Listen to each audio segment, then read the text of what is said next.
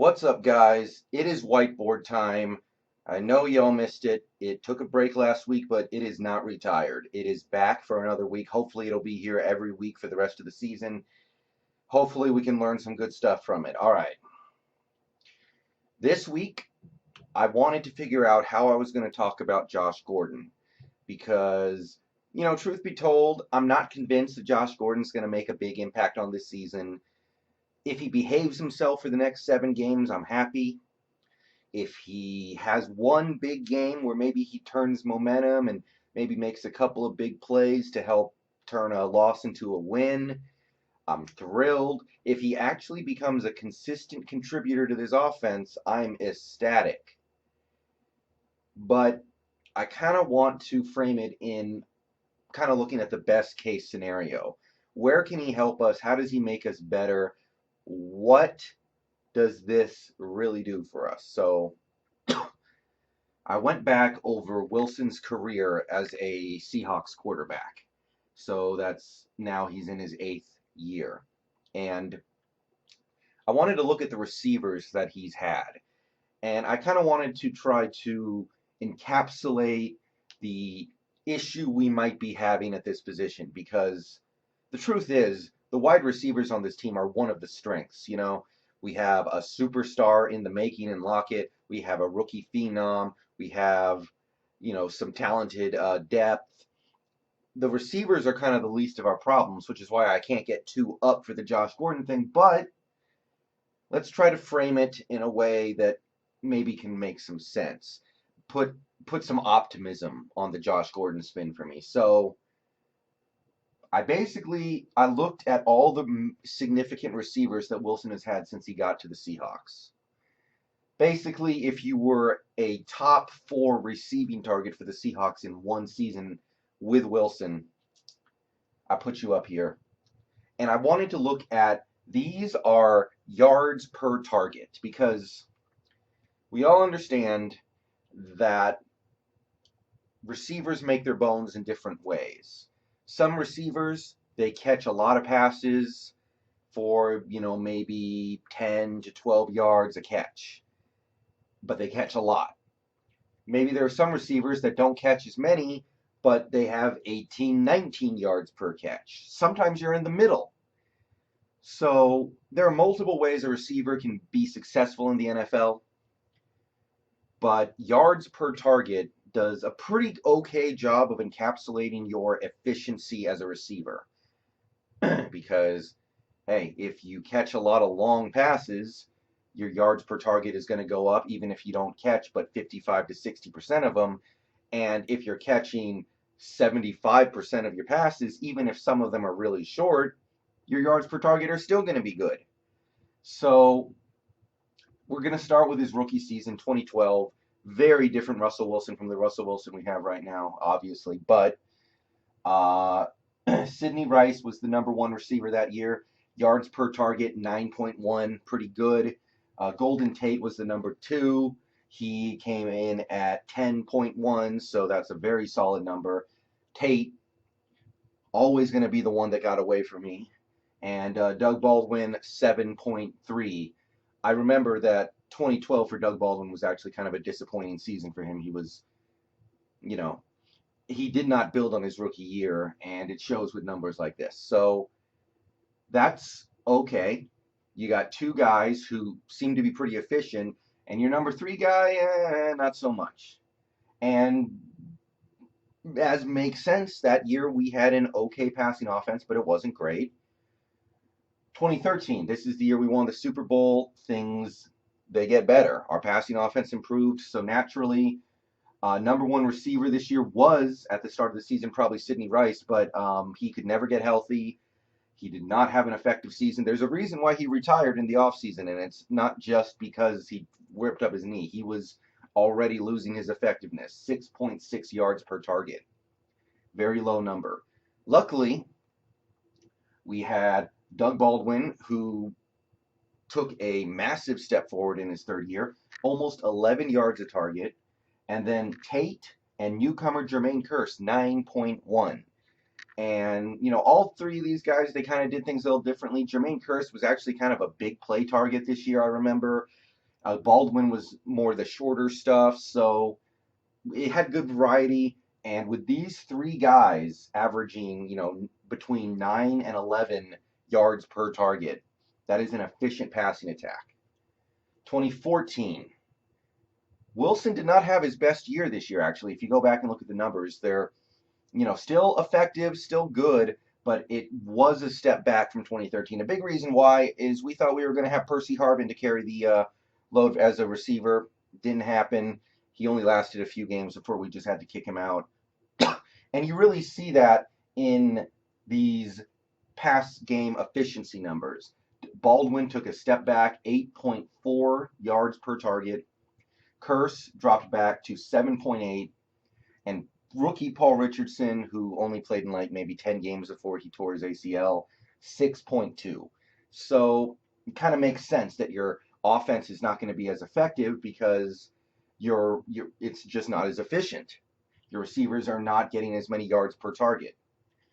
2015. Now, this is the year where everything just worked for about 8 games for the offense. The offense just set the world on fire for the last 8 games of the season, more or less. It was the best Seahawks offense that we have ever seen, including this year. So, of course, you see 3 guys, 3 receivers who just ultra efficient. Doug Baldwin, 10.5 yards per target. Very good. Jermaine Kearse, just over 10 yards a target. And, think about who Jermaine Kearse is. He's not super fast. He's not super big. He's not super athletic. 10 yards a target for a Jermaine Kearse is great. And, of course, rookie phenom Tyler Lockett coming in with a 9.6. So, if you want to see an encapsulation of how great that 2015 offense was, look at how efficient this passing game is. That is, your top 3 receivers combined, you put it all together, they're averaging more than 10 yards a target. 2016, Wilson gets hurt in the first game. Can't move for basically the first 2 months. No mobility. His game is whack. He's not the same guy that we saw last year, that's for sure. So, of course, Baldwin drops off to 9 yards a target. Jermaine Kearse, this was the year from hell. Kearse, just bad luck. He made some mistakes. There were some drops. There were some bad throws. There was a whole bunch of stuff that came together. 5.7. Lockett dropped down to 9, which is still solid. And Paul Richardson came back from another ACL tear to put up 8 yards per target. So if you look at the efficiency of the 2015 passing game compared to the 16, it really makes sense why one offense was elite and the other offense was just average. 2017, Baldwin, 8.5. I mean, that offense it put up points, but it was often frustrating. We went through quarters, halves, once or twice, maybe an entire game without having any real offensive production. I think 9 points against the Packers, 13 points against the 49ers, 7 points against the Rams. There were just games where the offense was just dead. So the efficiency is not great. Yeah, like I said, 8.5 for Baldwin. Lockett, coming back from a major injury, was not quite the same guy this year. 7.8, pretty pedestrian. Paul Richardson became a nice little deep threat here. He was effective and efficient, 8.8 last year before we lost him to free agency. So each of these columns kind of tells a compelling story about where your offense is. Now, last year, 2018, the passing attack was mostly pretty efficient. We leaned on the running game heavily. It was a 1980s offense trapped in a 2018 world, kind of. Baldwin fighting through injuries all year, not as effective as he's used to being. Still 8.5, still all right. Tyler Lockett, superhuman season. We've talked about it a whole bunch. This is a 13.8, 14 yards per target, damn near. Absolutely freaky shit. And then the depth, you had David Moore, 8.5. Not a high catch rate. David Moore caught like half the passes that were thrown to him, actually less. But he made a lot of big plays. The big touchdown against Carolina. He had a couple touchdowns against the Raiders. He had a touchdown against the Lions. He made big plays. So it made it okay that he was only catching like 48% of his targets. And we also have Jaron Brown here these last 2 years. He obviously is not the kind of receiver who can take on a massive load, but 8.7 last year and so far 8.5 this year. Pretty good. The kind of stuff you want to see from your depth. And last is, oh, I'm sorry, I started going by row instead of by column there for a second. But anyway, yeah, you can see how good the 20. Wow, I just screwed myself up. Sorry. Okay, so 2018, you see some pretty good efficiency, mostly carried by Tyler frickin' Lockett. I mean, just superhuman. 2019, we lose Baldwin, unfortunately. Lockett, he's not quite as efficient, but this is mostly because we're targeting him more. I think it's a worthwhile trade-off. He's still very efficient, almost 11 yards per target. And then we have DK Metcalf as a rookie, 9.7 yards per target, and he only catches about half the throws he gets his way. So he is making big, big plays with a lot of his targets. A lot of his targets. So right away we kind of see like these number one and this number two receiver, they kind of make me think of the number one and the number two we had in 2015 in terms of their efficiency. But where's the number three? Now, in 2015, it was Lockett with a 9.6. This year, and this is the one issue that I'm seeing with the receivers this year, I mean, it kind of, you probably already picked up on it if you're watching Seahawks games, right? You kind of already know David Moore, something's not right. He's down to 6.6 yards per target this year. His catch rate is low. It's like less than 50%, I think. But the big plays are gone. And I know it's not a huge sample size. We're talking about 5 games here. David Moore is not going to have a huge sample size. He's not going to get enough targets. Even if we had a pass-happy offense, he wouldn't get a ton of targets. So this strikes me as kind of the problem in this 2019 offense. Because Wilson is at the peak of his powers. Wilson has never been better. And somehow, David Moore, who I like, I know he's talented. I think he has potential in this league. I think he can be something. But when you are playing with the best quarterback in football, you should not be averaging 6.6 yards per target as a number 3 receiver. And, I already kind of mentioned Jaron Brown here, 8.5 this year. But again, he's not a guy who can necessarily take on a big load in the offense. We clearly see him as a number 4 who comes in on spread sets and maybe if somebody gets hurt. So that's the hole. That's the hole in this offensive passing game right now, right? I mean, the best offense that the Seahawks have ever had, in my opinion, was still the second half of 2015. And you see how efficient all 3 main guys were, because you only really need 3 great wide receivers, right? You can make do with 3 good ones, but all 3 of them ultra efficient. And right now, David Moore is just a big hole in this offense. You guys see it. Wilson wants to go to him on key possessions, key downs, key plays. And Moore isn't making those plays often enough this year. So bring in Josh Gordon, and we go from the 6.6. What are we going to go to? That's my question. But if you look at Josh Gordon's career, what Josh Gordon are we going to get? Are we going to get the Josh Gordon from the first 3 years or the last 3 years? I think either way, there is reason to be excited here. Josh Gordon as a rookie, 8.4 yards per target, playing with, correct me if I'm wrong here, Brandon Weeden. 2013, 10.4. This was the year he was probably the best receiver in football, by the way. He made the All-Pro team. 10.4 yards per target. Had like 16 touchdowns, 1,400 yards, just insane numbers. I can't remember exactly, but he was maybe the best receiver in football for that 1 year. I don't remember who his quarterbacks were in 2013. I don't think Brandon Weeden played that whole season, but they were not good quarterbacks. It might have been Jason Campbell. It might have been, it's not pretty. 10.4. The next year, he only played in 5 games, dropped off to 6.4. Again, nobody at quarterback. He takes 2 years off because of his drug habit.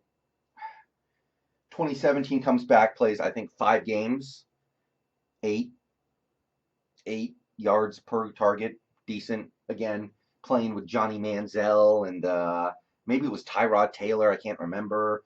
You guys know what the Browns have been doing at quarterback the last 20 years. You guys know how bad it's been. I don't need to tell you. You guys know. You're smart. Last year, 2018, he plays 1 game with, I think it was Tyrod Taylor, and then he goes and plays the second half of the season, I believe, with Brady in New England. And Brady had a good season. He was not one of the elite quarterbacks in the league anymore. He was still good. 10.4 yards per target for Josh Gordon in the New England system. So really strong. Obviously not huge bulk numbers, but efficient. And then this year playing with a Tom Brady who looks like he's taken a step back from even what he was last year. He's quarterbacking a New England offense that is one of the league leaders in punts so far this season. So it's not a great offense. Brady's not a top echelon quarterback right now. 8 yards per target. So Josh has put up some pretty efficient numbers, yards per target wise, in his career.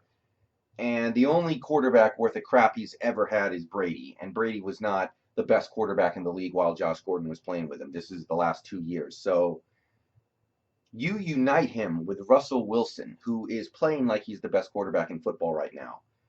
You cannot clearly state that any one quarterback is better than Wilson is right now. You can say they're as good. You can say Mahomes is as good. You can say maybe Deshaun Watson, maybe Lamar Jackson if you're feeling freaky. I'm not on that wagon totally, but maybe. But nobody's playing better than Russell Wilson, and you're going to give him a guy who has put up very good yards per target numbers with crap at quarterback and, a good but no longer great quarterback. And then you're going to replace the dude who is only putting up 6.5 yards per target. And could that free up the offense to be fully all that it can be? Because, the offense this year has been great. It's been one of the best in the league. It's been carrying us through most of these games. But could Josh Gordon amp it up that one more level so it can be the best offense in football? It seems like it's out there, right? Because if we can just get 3 receivers playing at a high level, and right now we have 2, but if we can get 3 receivers playing at a high level, being efficient, then we can go back to the offense that we had in 2015, because the quarterback is clearly not an issue. In 2016, he kind of was because he had no mobility because his leg was messed up. He got hurt. 2017, I didn't really like the way he played. I think he was part of the problem a little bit, at least. I know he was in MVP talks. I didn't like the way he played that much in 2017. 2018, he gets it back on, but he leans heavily on the running game. And this year, there's nothing bad I can say about Wilson. You can count his bad throws in each game on, one hand without using 4 of your fingers most of the time. So this is how I can see Josh Gordon being an impactful player. Is he going to take away the David Moore targets, which are currently kind of a waste, and actually give us something efficient to throw that ball to? Because Josh Gordon runs the kind of routes that Wilson likes to throw. I do believe that. I do believe that Josh Gordon can thrive with a guy like Wilson who throws certain kind of routes really well. And I don't think this has to stunt DK's growth. I think DK can continue to be DK while Josh Gordon is doing whatever it is he's going to do. So that's good. It could be the final missing piece to this offense, guys. I don't know. I'm not going crazy with it, but I just want to put it out there. So that's the video this week. Not a ton of numbers, but I thought this was an interesting study. It kind of shines a light on the offense from year to year, in my opinion. You can kind of remember, like, the 2014 offense wasn't very good. The 2013 offense was really nice. The 15 offense was spectacular. And these numbers just kind of line up with it. So that's fun. See you guys later. Go Hawks. And hope you learned something.